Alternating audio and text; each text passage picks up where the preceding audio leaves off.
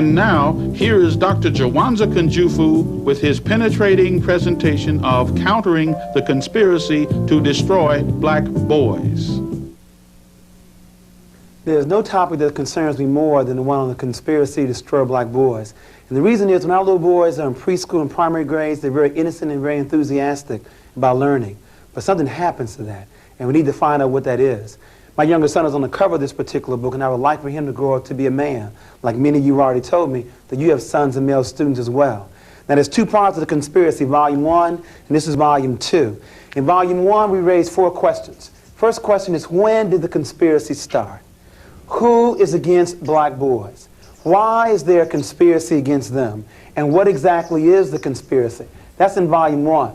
In Volume 2, we look at the relationships between mothers and their sons. That must be studied. We also must look at female teachers and black male students. That must also be studied. We must look at some case studies. In other words, many of us are doing a very good job developing black boys to be men. What is it that some of us are doing that others are not doing? And then last but not least, a program called The Rites of Passage into Manhood. See, it used to be we knew when black boys became men. But now many of us don't know when we're men. It's how much reefer we smoke, how much wine we drink, how many babies we make. Until black men spell it out to black boys what it means to be a man, this conspiracy will continue. But let's go back to Volume 1. When did it start? And as we begin to look at that, I want to also share with you why we call it a conspiracy to destroy black boys. You see, contrary to belief at birth, there are more black boys born in the world than there are girls. It's close, but it's 1.03 black boys born in the world to 1.0 black girls. Hear me clearly. At birth, black boys outnumber black girls 1.03 to 1.0.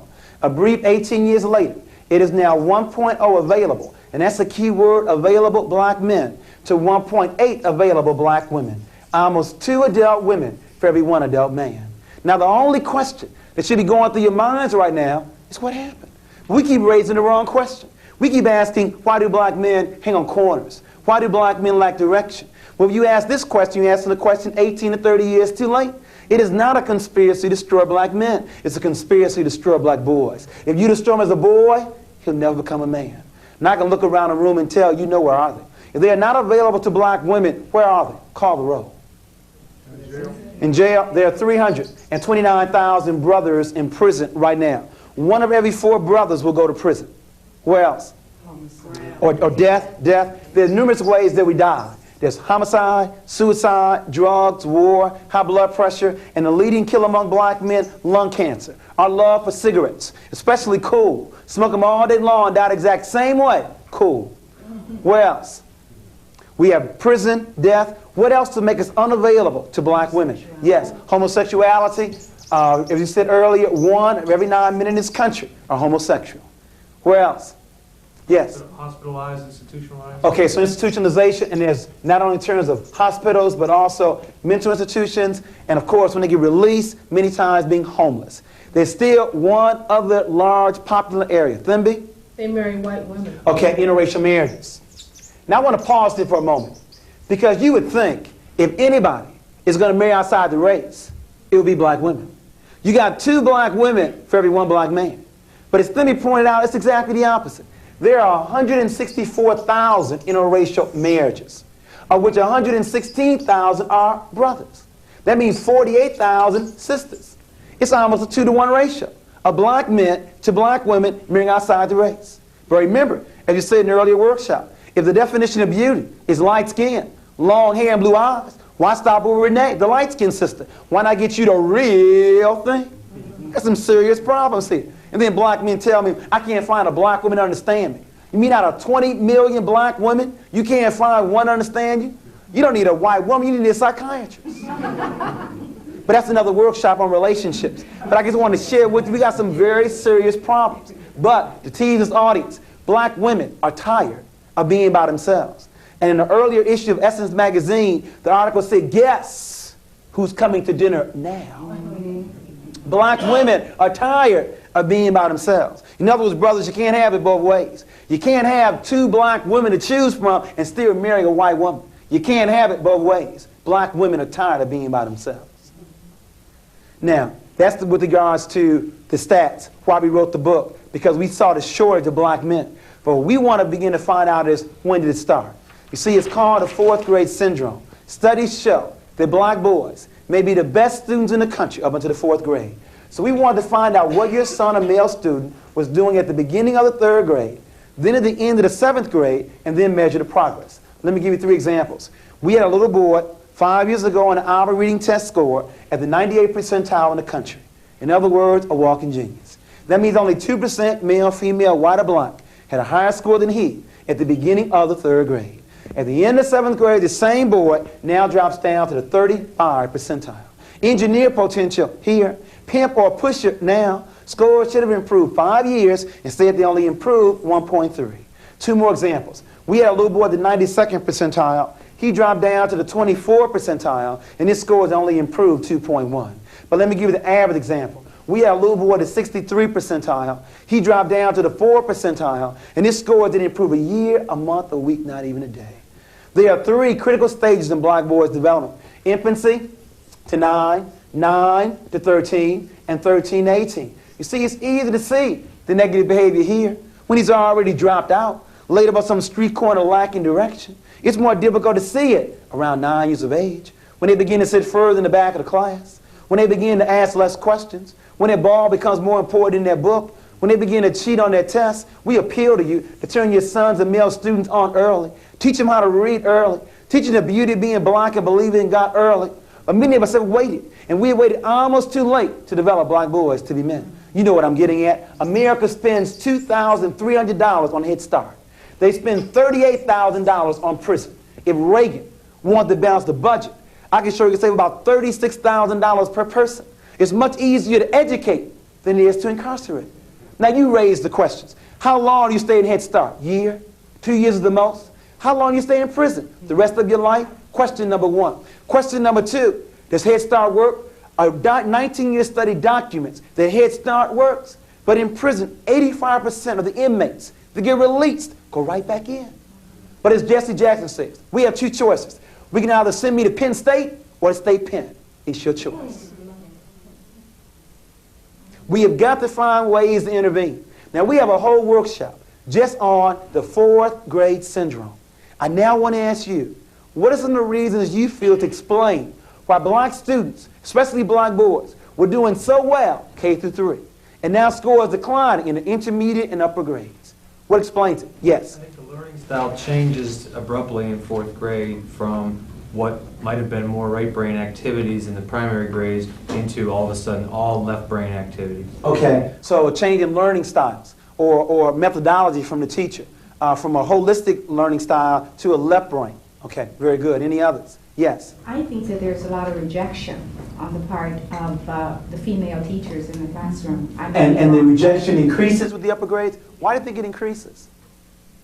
Because of the students, perhaps his natural makeup, hyperactivity and that sort of thing. And that may be increasing? Well, it may be increasing because we're now expecting them to stay in school or stay in a chair even longer. Okay. Any others that contribute to this fourth grade syndrome? We have a change in learning style. We have the teacher's outlook on the student. What else?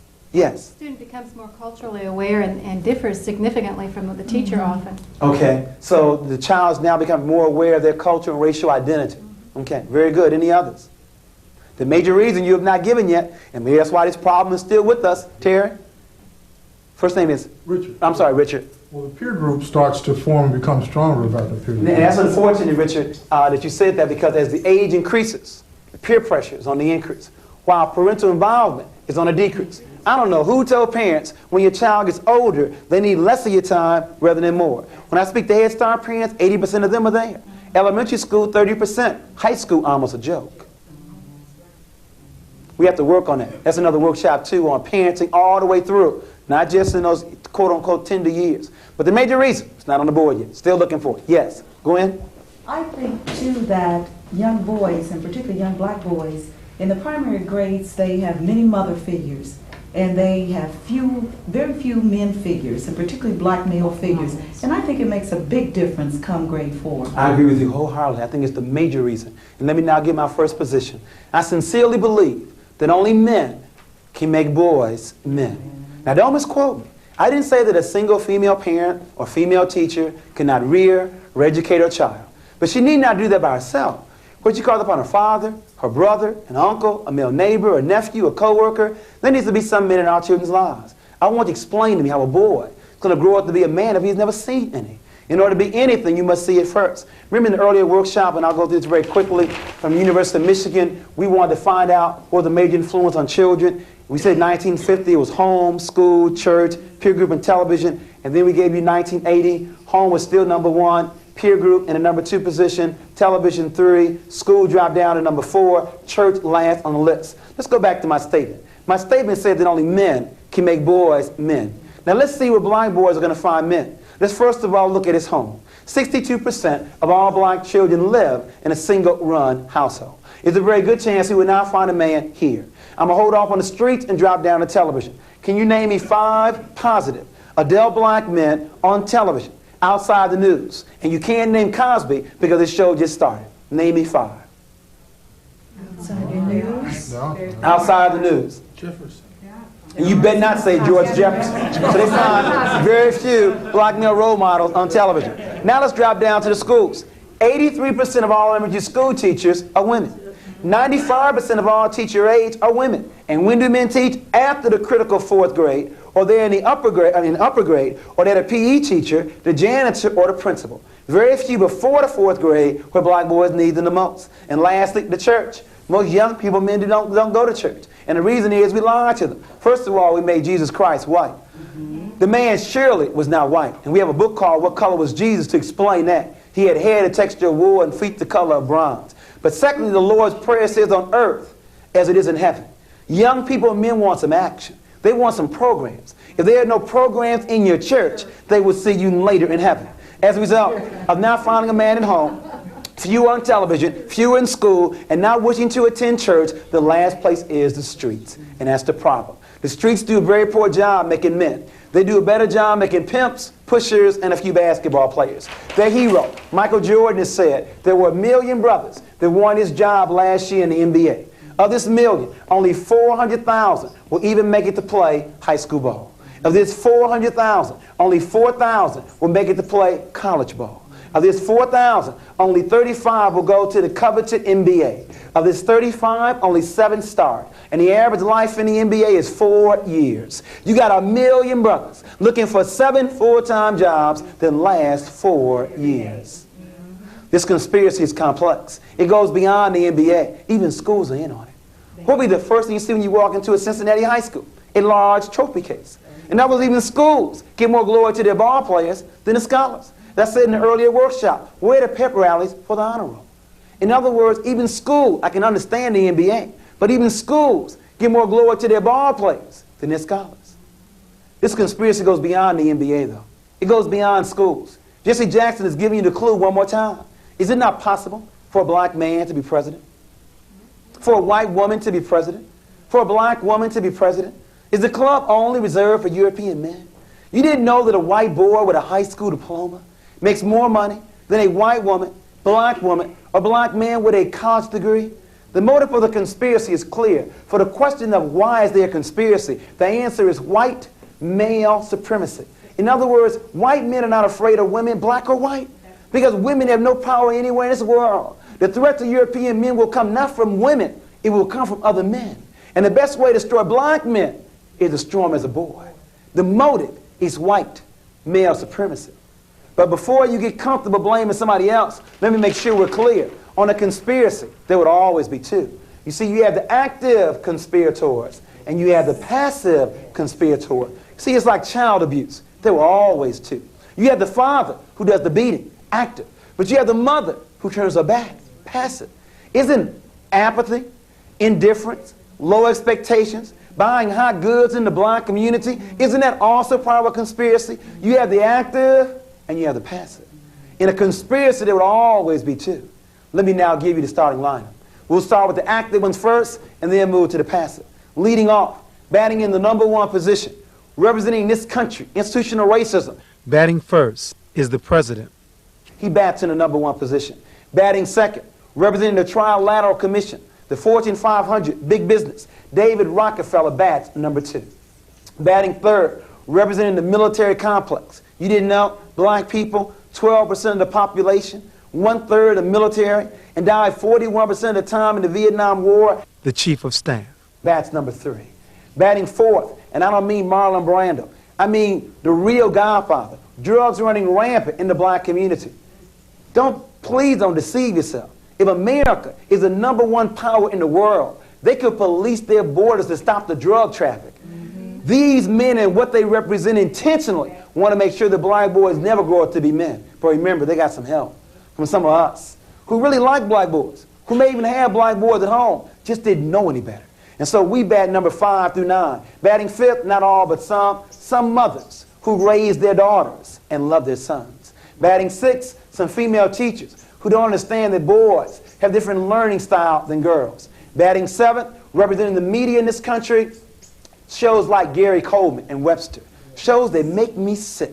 Shows that illustrate that black men cannot raise intelligent black boys to be men. In other words, we need a white father for Gary Coleman and for Webster. It's all part of the media image. It goes all the way back to Tarzan, all the way back to Superman, all the way back to Rambo, to Rocky. All part of white male fantasy trying to control the world. It's all part of a scheme. Make sure you heard me. It's consistent with Superman, Tarzan, Santa Claus, the white father, all part of that scheme. Batting 8, the macho image, Mr. T, and we'll look at today someone like Prince or Magic Johnson or Isaiah Thomas. In other words, no need to study, just be macho, just be a superstar. In other words, Mr. T, Prince for entertainment, Isaiah Thomas or Magic for sports. And then last but not least, a black woman by the name of Kathy, who will do anything for a man, and a black man by the name of Willie, who does not feel good about himself. You see your faces right now. Who's Kathy? You have to stay to the end to find out who's who. The starting lineup: Reagan, Rock. No, you don't know who Willie is, though. We got a new theory for you now. We used to end with Donna and Kathy, but now we're going to give you the Eddie Willie theory. We have a new one. So we have we have Ronald Reagan, David Rockefeller, Caspar Weinberger, the Godfather, some others. I didn't say all, some. Some mothers, some female teachers, the media image, macho in sports, and Kathy and Willie. These people and what they represent, intentionally or subconsciously, want to make sure that black boys never grew up to be men. Let's now look at the active ones first. I want to make sure we start in the right place. The conspiracy did not start with black mothers. It started somewhere else. We must start where it began. It began with active conspirators. I want to now look at them first. In looking at the active conspirators, I want to make sure we understand that these kind of terms don't make sense. We are not the minority. In other words, there are 4.5 billion people living in the world. Of this number, 80% of the world's population has color. That means only 20% of the world's population lacks color. Now you tell me who's a minority. You see, it's called the African Triangle. It goes all the way back. We're not the minority. We're only a minority. We allow ourselves to be divided up from our brothers and sisters in Nigeria, in Jamaica, in the United States. Look at this African Triangle. After all these years, other than the way we're dressed, you can't tell who's who. There are 1 billion people living in China alone, and we are second. 500 living in Africa, 160 living in Central and South America, 40 million living here in the United States. We are not the minority. Now, the question is, how can so small control so much? That's why I respect them so much. Think about it. You have a gang. You have one gang with 80 people, another gang with 20, and the 20 going to win? The only way they can do that is by controlling the mind. Because whoever controls the mind will also control the body. Let's look at this. Let's break this down in half. What you come up with is 10% European women and 10% European men. See, it's not even 20. It's really 10% European men. In other words, the Trilateral Commission, they want to control more than just their countries. They want to control the world. And they have pulled this off. Now, there's a tremendous amount of pressure when you're this small trying to control so much. Now, maybe you can't understand it. It's been a long time. It goes back to Egypt for us, having that much power. But can you imagine that small number trying to control the world? A tremendous amount of pressure is on that small group with that much power. In other words, the first thing that men are taught to do is not to cry. I'm quoting from their own Goldberg. The book is called The Hazards of Being a Male. The tremendous pressure when you're so small trying to control so much. The first thing that men are taught to do is not to cry. Think about it. Ever seen Ronald Reagan cry? John Wayne cry? They died with their boots on. They died in their saddles. They die like men. Now, any psychologist will tell you that crying may avoid suicide later. But as a result of European men not crying, European men commit suicide more than anybody else. Black men who want so much to be like European men are very close second. European women are third, and the most sane person in America, she don't make no money, but stay close to God and her children and cry. Black women commit suicide less than anybody else. Give yourselves a hand clap. In other words, if you think that money is the source of all your happiness, they make more money than anybody else. But they obviously are not happy. In other words, money may not be the key. Putting God and your children first may be the key. Poorest people in America commit the less amount of suicide. First thing men are taught to do is not to cry. Second thing men are taught to do is to ignore pain. Got hypertension? Shake it off. Cancer? Shake that off too. Monday Night Football. Walter Payton goes off the field with a busted knee. Comes back on a half hour later and Howard Cosell says, oh, what a man. The man was crazy to go back on the field. But you see, men are taught to be macho, to ignore pain. Not women. When women's finger bleeds, to the doctor's office. Women take care of themselves, but not men. You know it's gotten so bad that studies have now documented that when men are married, they live longer. That's an insult to my intelligence. It means that I cannot live long by myself. I got to leave my mama and go to my wife. Because if I don't, I'm probably going to smoke cigarettes, drink liquor, and eat a lot of pork on the streets. But with women, annual checkup, that's what they encourage men to do. Drink a regular amount of water and eat a salad on a regular basis. What am I getting at? European women who say they're so oppressed. European women live to 77 years of age. Black women live to 75 years of age. European men die at 69 years of age, and black men die at 64.8. Albert, you and I die before the first Social Security check. That law needs to be changed to lower it for us. We aren't living long to collect on the payment. This is sad. I'm gonna die 10 years before my wife. This is not theoretical. It's not just my son here. It's my life here and your life. Can I not live as long as my wife? 10 years before her? Men are first of all taught not to cry. Secondly, they're taught to ignore pain. And then last but not least, they're taught to bring home the bacon. Or as I say as a vegetarian, to bring home the fruit and the vegetables. In other words, to bring home the money. Ronald Reagan knows this. Rockefeller knows this. That the best way to destroy black men is to deny them the opportunity to work. You know what I'm getting at, because Bill Moyers didn't tell you that was Vanishing Black Family documentary. 1 of every 3 marriages in this country, black or white, ends in a divorce in 18 months. Now you see, it used to be if you got a divorce, something was wrong with you. But when you have a stat this high, something must be going on in our society. I now want to explain what that is. When America believed in agriculture, America believed in extended family. When America believed in the factory, industrialism, America believed in the nuclear family. But now that America believes in the computer, now America believes in a single-parent family. Make sure you see my analysis. When the economy changed, the family structure changed. There was more than love in these relationships. There was some money involved here. Our grandparents worked the fields together, had economic reason to stay together, and so they did. In a factory, man works in factory, woman takes care of children. Economic reason again to stay together. But in this new economy, where you now have women working just as much, if not more, than men, you now hear women telling men, I don't need you. Got my own job. Do what I want to do when I want to do it. And we are now doing it very well and by ourselves. You know the #1 song in America a couple years ago, Ain't Nothing Going On But the Rent. If you want to be with me, you got to have a J-O-B. It's all about money. All about money. When the economy changed, the family structure changed. And so now we have a lot of people making plenty of money and lonely. Have placed money before family. You see, black men want to do what white men do. Buy their family a house in the suburbs, 2 cars, and once a year go down to Orlando for Disney World on vacation. And when black men can't do that, they don't feel they're worthy enough to stay. Now you see, the problem is there are 2 responses black women can give to black men when they're out of work. Now the first response some women say is, well, if you ain't working, you got to go. If you ain't working, you got to go. That's the mistake. Because black men don't hire nor fire, nor control the means of production. Now, before black men say that's right, brother, you tell them, please, brothers, quit assuming that black women took our jobs away. Because black women also do not hire nor fire.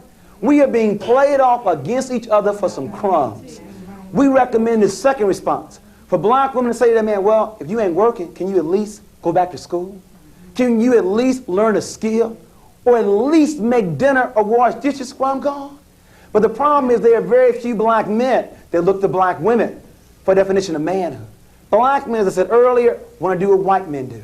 And that means be the breadwinner. What I'm getting at is, we're going to have to redefine what it means to be a man.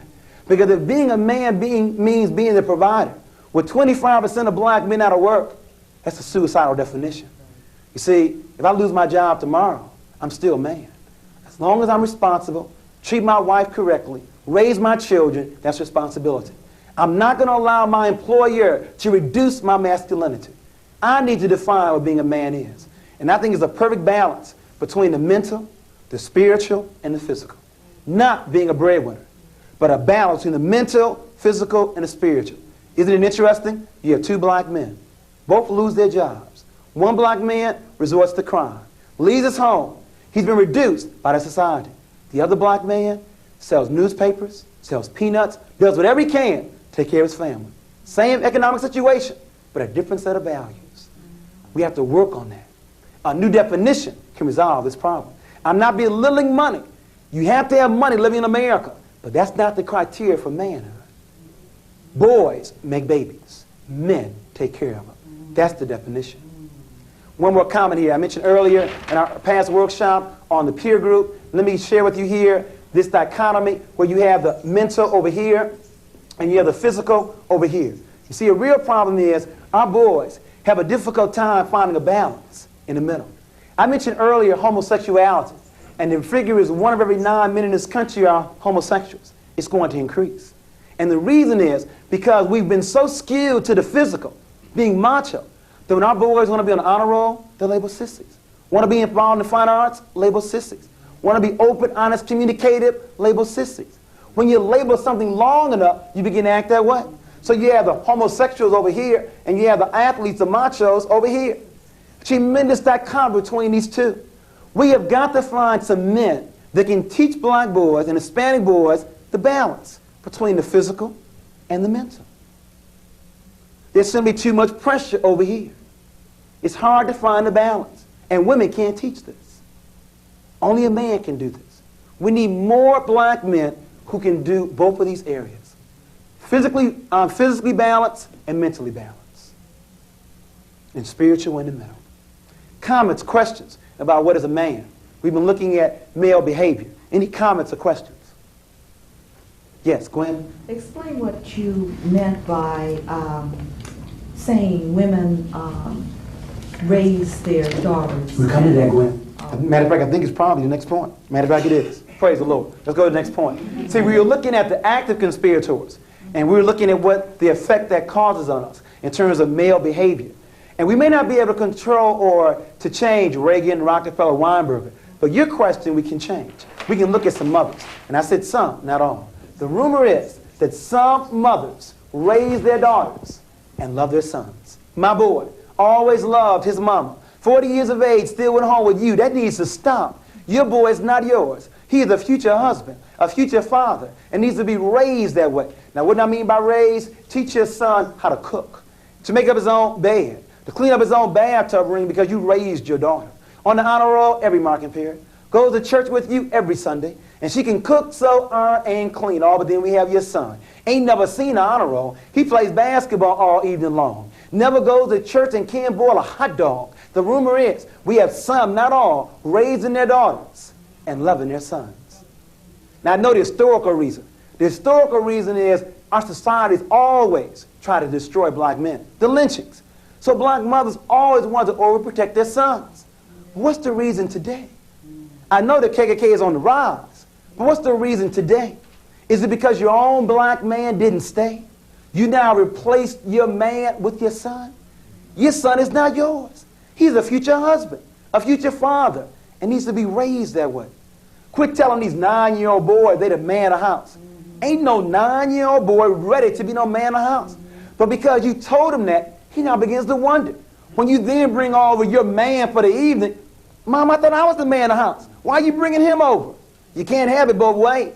If he's going to be the man of the house, quit bringing your boyfriend over on Saturday nights.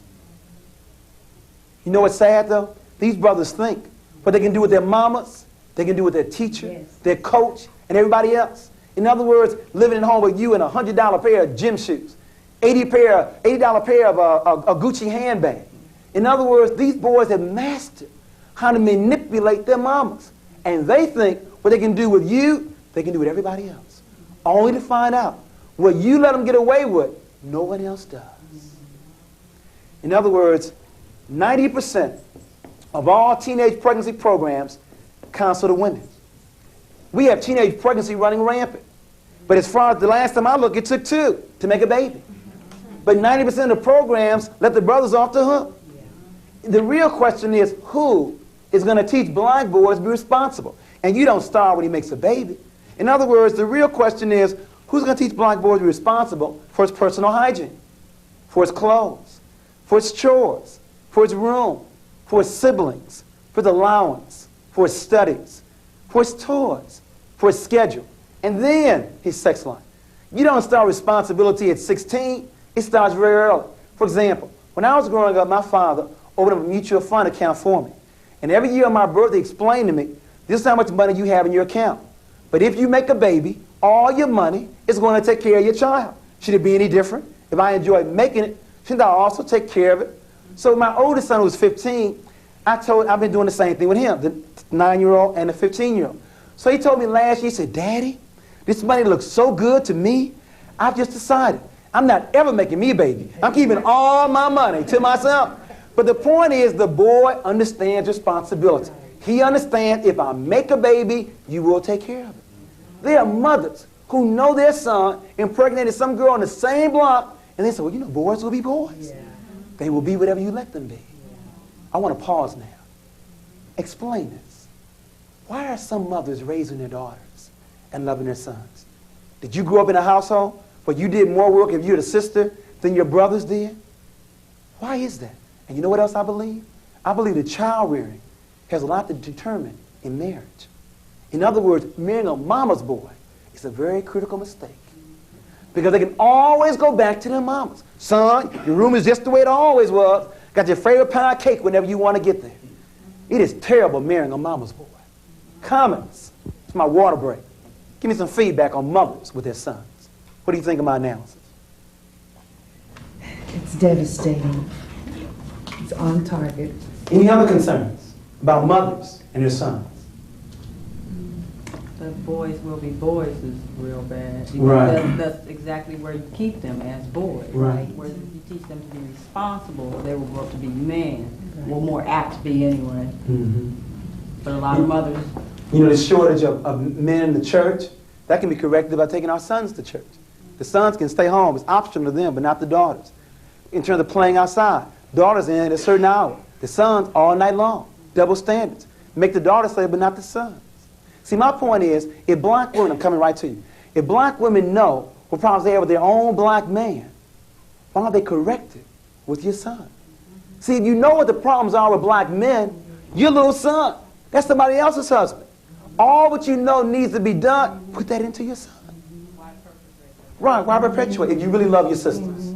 If you really love your sisters, correct the problem with your son. Yes, sir. Isn't that hard to do, though? Because the mother loves the child so much, and it hurts the mother to whoop the child and see the child hurt, so the child will continue to rule.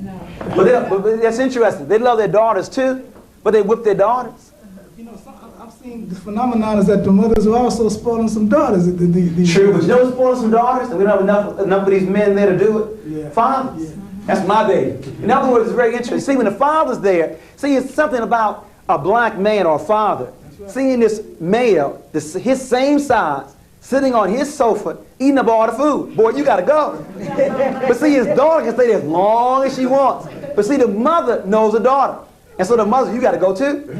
See, mothers make the daughters go, and fathers make the sons go. But when the father's not there, there's nobody to make the son go. Okay. Yes, one more, then we got to go on. Yes, ma'am. I also think it has something to do with the norms that are set in the system, too. And we try to emulate those as black people. Saying, for example, I was brought up on a farm and everybody worked together. But then in society now says the male has a role, the girl has a role. So the parents try to perpetuate that. Correct. And what's sad about that is you can't fault the black man who you marry not wanting to wash dishes. He wasn't forced to wash dishes at home. So you can't fault him when he marries you. You have to teach him early. Have to teach him early. Teach him early. Next issue, female teachers. We're also very concerned about female teachers. Remember, the exact percentage is 83% in the elementary grades. The number of black children in public schools, 17%. But black children are 41% of all the special ed children. Now 17 doesn't equal 41. LD, learning disabled, EMR, educable mentally retarded, BD, behavior disorder. It gets worse. If a black child is going to be labeled special ed, 85% of the time it's going to be a black boy. Why is it not 50-50 black boy, black girl? Well, the reason may not be with just black children, Bill Moyers and Patrick Monahan. It may be up here at the top. It may be that female teachers may not know that boys are different than girls. You all didn't know that, didn't you? That boys are different than girls. I only want the women to answer. The men know they're different. I want to now hear the women to share with us what are some of the differences between boys and girls in the classroom. Because only when you know what the differences are can you then change your methodology to meet the needs of their learning styles. Yes? Boys are generally more active, more inquisitive. Okay, so boys are more active. What else? They're more physical. More physical. Okay, more aggressive. What else? Come on now, you all got the boys explain what they do. I think. Go ahead. I think the boys are more egotistical. Okay, so a large ego. Large Okay. ego, and you have to Got a good group. Any others? They're not quite as willing to please either as little girls. Okay, okay, so less cooperative. And we just want to add a few more because of time. To reinforce, we found the boys are more aggressive, are more athletically inclined, have a shorter attention span, a slower maturation rate, as you said, are less cooperative, are larger than the girls, influenced more by their peer group, more advanced gross motor than fine motor, not as neat as girls, are louder than girls, like wearing hats on their heads, have a different walk, have a larger ego, and last but not least, play the dozens more than girls. Do you know how many teachers, especially white teachers, white female teachers, don't know what the dozens are? Don't know what signifying is? Now remember, we live in a world controlled by men. Males want to find out who's the best, or as they say, who's the baddest. Now remember, in school the rule is you can't fight, but they still want to find out who's the best. They create a new game called dozens, signifying. It is a verbal word game of the most prized person in the black community. Now who is the most prized person in the black community? Your mama. We're going to talk about your mama right now. I saw your mama on the railroad track, looked at her and said, ooh, get back. It's a verbal word game. Now, the game is designed, it's a verbal word game of the most prized person, your mama. Now, if you break down and start fighting, you getting kicked out of school, so I automatically win. If you break down and start crying, again, I automatically win. Now, before I go on, do you know how many black boys have been suspended or placed in special ed because they were playing the dozens? Do you know how many teachers don't understand those same two black boys who were playing the dozens, really getting down on each other's mamas, were the best of friends 2 seconds later? They didn't understand the culture. Now, don't misquote me. I'm not condoning the dozens nor black English, but they both exist. And if you want to move a child from one to the other, it may not be what you say. It may be how you're saying it. In other words, black English. First day of school, 5-year-old girl walked into your classroom, speaking what she heard, black English. When you condemn the language, you've done more than condemn the language. You're now destroying the child's self-esteem. The language is legitimate, has different rules to it. It exists, legitimate rules to it. And if you want to move a child from black English to standardized English, you don't condemn him. You make him feel good where he is. If you well know, Albert, there are some skills to playing the dozens. I'm a former teacher, and I had some very good dozen players. There are some skills to playing the dozens. First of all, you have to have an expanding vocabulary. You have to have the ability to make words rhyme. You have to have quick thinking skills. You have to be comfortable with public speaking. And I knew that. So I used to tell Willie, my best student, Willie, if you were that good playing the dozens, making words rhyme, vocabulary, and all the like, I want you to be the MC at all my programs. I want you in my drama department or my spelling bee team. In other words, I stroked him. I made him feel good where he was. And then he was willing to give me those skills in my classroom. But the real issue is, do we let these boys know we respect their culture? Because if you condemn it, they will fight you every step of the way. And you know what else they will do? They will also fight you in what we call the showdown. The showdown between black boys and female teachers. You see, black boys don't know when they're men. And black men have not made it clear to them when they become men. So they think taking a female teacher one-on-one is going to make them a man, especially around 4th grade. From 4th grade on, they want to find out who's in charge of the class. It's called a showdown. There are numerous options in the showdown between a black male and a female teacher. Showdown number 1. She says, sit down, very unassertively. Well, Willie may sit down, but it may be late on in the afternoon. Willie wins showdown number 1. Showdown number 2. She responds to Willie some of the time, but not all the time. She's inconsistent. Well, I believe Willie wins each one of those she does not respond to. Showdown number 3. She says, I'm going to suspend you or place you in special ed.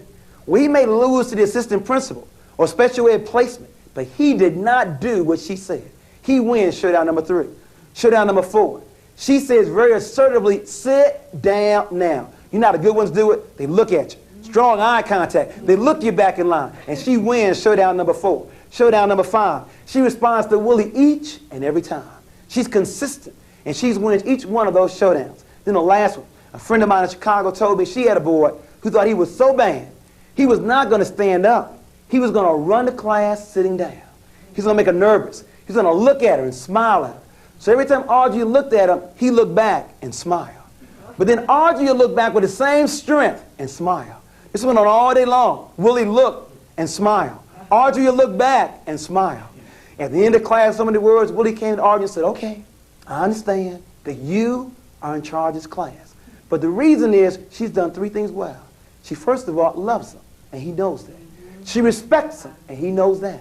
And she also respects his culture, and he knows that. Because of that, there is no showdown, because he knows that she is in charge of the class. What I'm getting at, to return back to this, if you know that boys have a shorter attention span, what should that do to your lesson?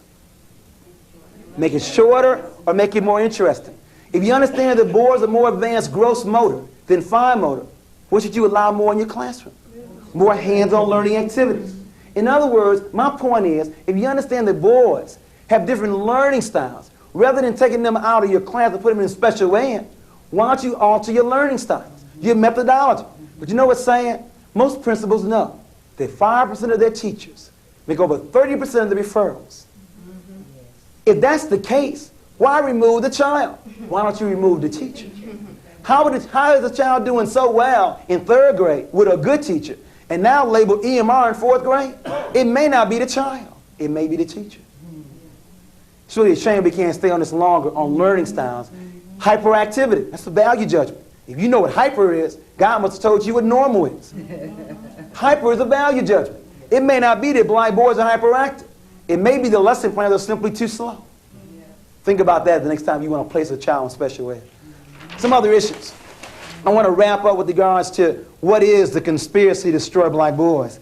I believe the conspiracy is made up of white male supremacy, institutional racism, lack of black male role models, the male socialization process, parental apathy and double standards, low teacher expectations, a female-designed classroom, a distorted media, and an influential peer group. In terms of the question of what is the conspiracy, I know you can't take all those down the way I gave them to you, so please read the book. I won't repeat them again, but those are the major factors that make up what is the conspiracy to destroy black boys. Male supremacy, institutional racism, lack of male role models, male socialization process, parental apathy, raising their daughters and loving their sons, low teacher expectations, a female-designed classroom, a distorted media, and an influential peer group. Now what I want to begin to look at is, what can the home do to stop the conspiracy to destroy black boys? It's not enough to describe it. Remember, the book is called Countering the Conspiracy to Destroy Black Boys. I want to look at it from the home, from the classroom, from the community, and then we'll give you the Donna Willie theory, or the Donna Cathy theory and the Eddie Willie theory. In terms of the home, in order to stop this conspiracy, we must first of all become aware of it. I believe the first way to solve any problem is to know the problem exists, to study. We have got to study more. And then we, especially women, have got to admit that boys need role models, especially male role models. And after we admit that, then we need to identify some male role models that will play that kind of position with our boys. And please don't lie to me and say you don't know any. In other words, on your block, in your extended family, where you work at, please don't say you don't know at least one positive black male. In other words, just because the biological father is not there, does not mean there's not some other black men available. We believe in extended family concept. We also want you to set a contract on what this man will do with your son on an ongoing, regular basis. And for the fathers, please quit taking your sons only to the ball game and to the zoo. It's amazing. Fathers take their sons to the zoo and to a ball game. But when it's time to go to the grocery store or to the barbershop, go with your mama. In other words, I believe that black boys learn an awful lot by seeing you in very natural situations. At the oil change, at the barbershop, just talking smack on the street. So please quit thinking that you can only interact with your children in some child-centered activities. They need to see what you do on an ongoing, regular basis. We must also work on black boys' fine motor development. In other words, early on in kindergarten, we're labeling black boys as being behind because the girls work with crayons, pencils, and scissors. The boys have been working with trucks. We have to work on black boys' fine motor development. We also have to work on a non-sexist household. In other words, teach your son how to cook, how to sew, how to clean. We also recommend you teach your son sex education and before 12 years of age. The studies show we're teaching children sex ed after they've already started. It should be before, not after. They've already made a baby after 12 and 13. We have to work on that. We must also monitor the peer group. You know, good parents have always done a number of things well with the peer group. First of all, good parents know who their children's friends are. They invite them over to get to know them better. And many times parents program the peer group to make sure their child runs with the right group. My parents enrolled me on a track team. I had to run cross country, indoor, and outdoor track. Rather than running around a gang, they had me running around a track. My parents did that intentionally to make sure. Good parents also monitor television. TV cannot be turned on by itself. Quit blaming the television set. We must also look at us. And then last but not least, we must listen to our children. Many times they tell me, my parents don't listen to me. That's why the peer group is winning. The peer group listens. Many times we don't. You know, the average father only spends 7 minutes with his children. The average mother, 34 minutes. That's a tragedy. But if that's all you're spending, make sure it's quality time. Make sure you're listening to them. We recommend these strategies for the home. For the school, we recommend the following. First of all, again, we always believe in study. We must first of all become aware there's a conspiracy to destroy black boys. After that, we must increase male teachers. My first desire is to increase male staff. My second one would be those in the upper grades, at least for 1 year, to teach in the lower grades. In other words, what I recommend is that we have more black men before 4th grade, or at least in the intermediate division. In addition to that, if we cannot get this, we want more black role models coming into the school. If we cannot get them on staff, the least we can do is invite black men in. I encourage black men to volunteer in your local school because the men are not there, so we need to have you there. In addition to that, we also want to change, the symbol for change is the triangle, to change the methodology, to begin to use a right brain learning activities. In other words, more hands-on learning objects in terms of fine arts, artifacts, pictures, and the like. We also recommend that we emphasize academics over athletics. We must give more glory to academic achievement than we do athletic achievement. These are the strategies we recommend for the school. To one, study it, increase male teachers, increase role models, look at a right brain learning style, and emphasize academics over athletics. Lastly, for solutions, we also want to look at the community. The community has a program to destroy black boys. We must have one to protect and develop black boys. One program is the Boy Scouts. It's an excellent program. It teaches black boys skills. But the problem is the Boy Scout master may be homosexual, may not know black history. The Boy Scouts may be nothing more than a junior army. But it's an excellent program. It teaches black boys skills, but it may not do anything else. Another program is Big Brothers, an excellent concept. It gives black males a role model. But the big brother may be homosexual, may not know black history. If so, the conspiracy is going to continue. What we recommend is you blend Boy Scouts skills, blend Big Brothers role models into an African program called Simba, S-I-M-B-A, Simba. It's the African word for young lion. And we now have 17 SEMBA chapters across the country. These are programs where black men are not talking about the problem, they are working on it. These are black men who've organized themselves to work with black boys to teach them skills, give them a role model, teach them black culture, and the major objective to go through the rites of passage into manhood. At my church in Chicago, we have a SEMBA program where in February during Black History Month or during December during Kwanzaa, we take our boys who've gone through our criteria and through a special ceremony called the rites of passage. I repeat, you have some black men talking about what they are going to do. You have some black men organized to begin to work on that kind of issue. We recommend SEMBA. It blends all three of those together.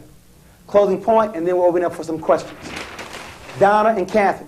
I mentioned at the very outset that one of every two husbands physically abuses his wife. Now, many thought the problem was only with the men who did the beating. There's more to it than that.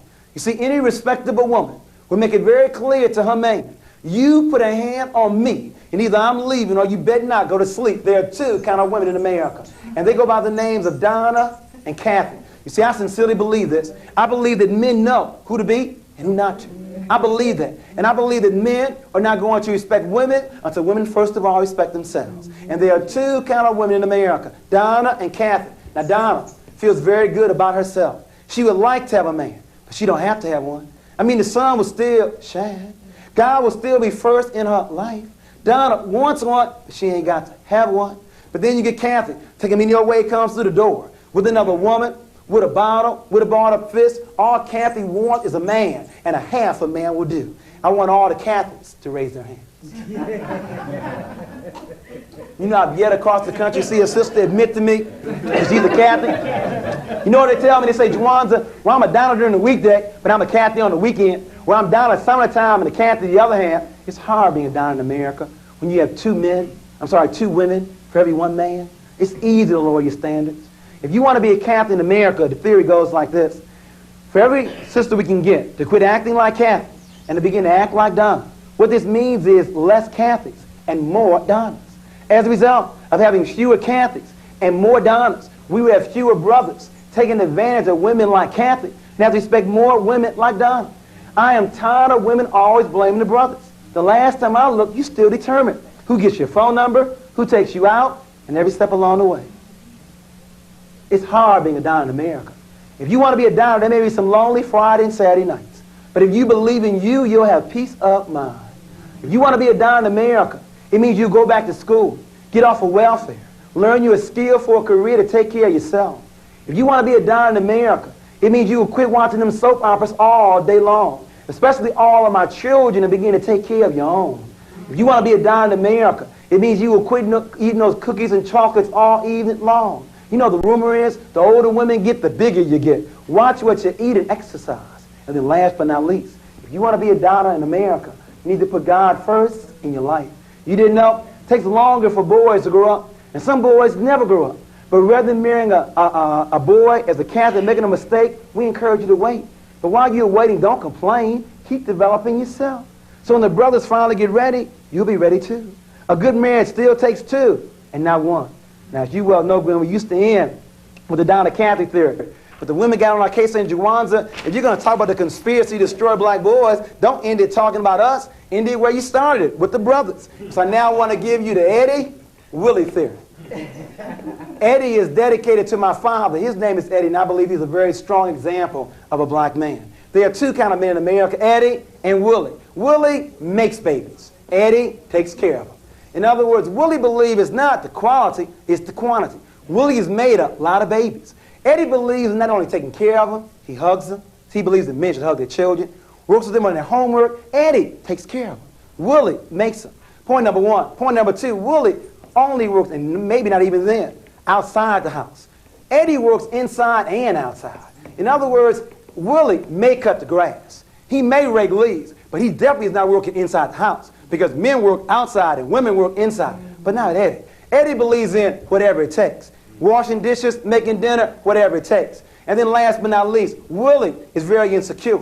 And so Willie verbally and physically abuses his woman, but not Eddie. Eddie is very secure. In other words, Eddie encourages a woman to go back to school, to get a promotion on her job. Eddie encourages his woman to go to church. You know what I even heard? Eddie goes to church with her. And the reason is Eddie is his wife's best friend. And because of that, he understands that putting his woman down is not the key. The key is feeling good about yourself. When you feel good about yourself, there's no need to put anybody down. I want all the Donnas and all the Eddies to stand up and give yourselves a very strong round of applause. Thank you very, very much.